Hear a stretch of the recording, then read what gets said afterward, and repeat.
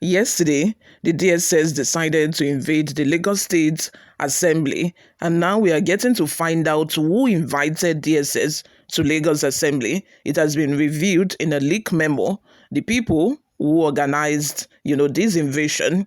Before we delve right into the details of today's news, if this is your first time here, you have not subscribed to this channel, please go ahead and subscribe, like this video, also leave your opinions in the comment section below. Without further ado, let's delve right into the details of today's news. The ongoing crisis at the Lagos State House of Assembly intensified on Monday as security operatives stormed the plenary session, further heightening tensions within the Legislative House. Reports indicate that officials from the Department of State Services (DSS) and the police sealed off the offices of Speaker Mojisola Meranda, a deputy and a clerk of the House, creating chaos within the Assembly complex. This development follows an earlier security takeover of a complex, which prevented lawmakers from proceeding with legislative activities. However, amid the commotion, a letter purportedly written by Mr. ATB Otu, acting clerk of the Assembly, showed that the security agency was invited to forestall an alleged move to reinstate Honorable Mudashiru Obasa as Speaker. In a copy of a letter dated 14th February 2025, cited by Newsroom Nigeria, the Assembly management told security agencies in Lagos that there was credible information that plans were afoot to forcefully reinstate the Speaker of a state assembly on 18 February 2025. The letter sent by a correspondent was sent to the DSS director in the state, as well as the heads of other security agencies in Lagos. Titled Urgent Enhanced Security Measures for Lagos State House of Assembly Premises, the acting clerk wrote, "I wish to bring to your attention a pressing matter that requires immediate action. The impeached Speaker of Lagos State House of Assembly plans to resume to office on the 18th of February 2025 as a Speaker posing a potential security risk to the Assembly and its members. In light of this situation," continued the clerk, "we kindly request that you take necessary measures to fortify the security of the Assembly premises with effect from Sunday 16 February 2025 by increasing the presence of your men and as well observe a strict asset control within and outside the Assembly premises till further notice. We look forward to your prompt attention." But if this memo is actually true, if this memo is actually right, that it was the acting clerk who wrote this letter to the DSS, so why the rough handling of, the situation? It felt like it was even Obasa who sent them, because the way they were they forcefully took over the offices, the office of Mojisola Meranda, the speaker, the deputy speaker, the clerk. You would think that they were sent by the opposing parties. And now we are getting to find out that they were actually sent by the acting speaker of our house. But as you can see in the video, I posted the video yesterday. If you haven't seen that video, please go and watch. You could see that, they were just, doing it roughly. Nigerian police, I don't know the kind of mentality that they have. Must they always, be forceful when going about their duties? I don't understand. To the extent that, the workers of Lagos State House of Assembly had to push back. They started fighting the DSS because of a forceful way in which these people were trying to take over.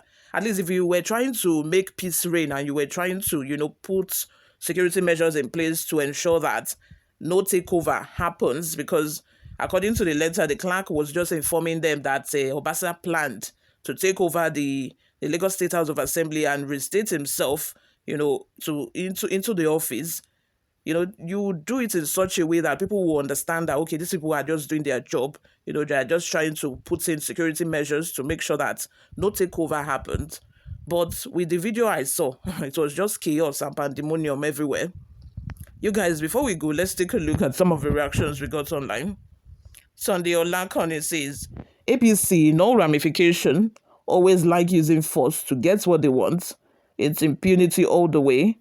Same is happening in Osun State now, likened to former NPN party of old in Nigeria. Olufemi Oguntuashe says, allow our democracy to grow. Do not interfere in assembly matters or influence their decision.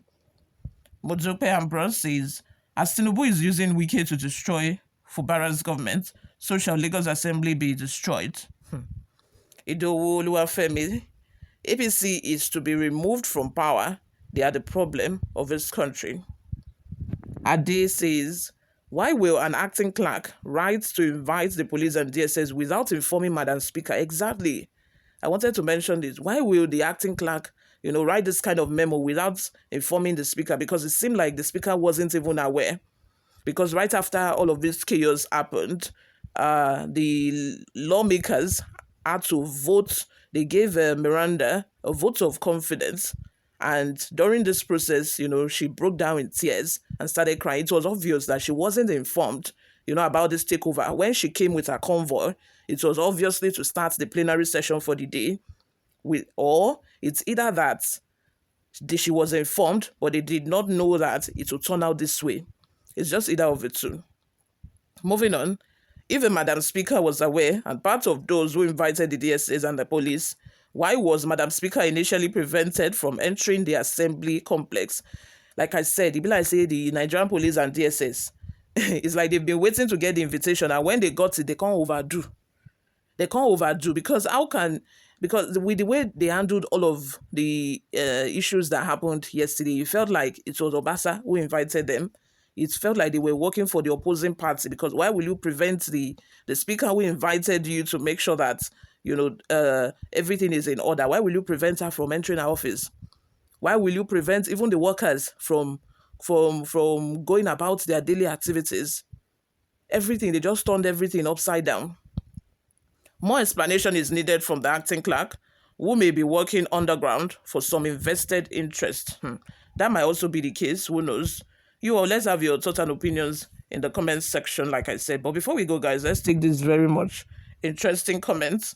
Rashid Adeboye says, right, the Honorable Eswal Speaker of the Lagos State Assembly has unfortunately proved his condemners right, as he could not summon the patient decency to allow the law of the land to take its course shortly after his recent legal suit against his acclaimed illegal removal as Lagos Assembly Speaker. He's just shown the civilized world that he had always been a touted hooliganist, only adorned in respectable attire, and exalted office of an Assembly Speaker through mere sectional selection and not merit. This says a lot. You all, let's have your thoughts and opinions in the comment section. Thank you very much for always listening and watching, guys. I will see you all in my next video. Bye for now.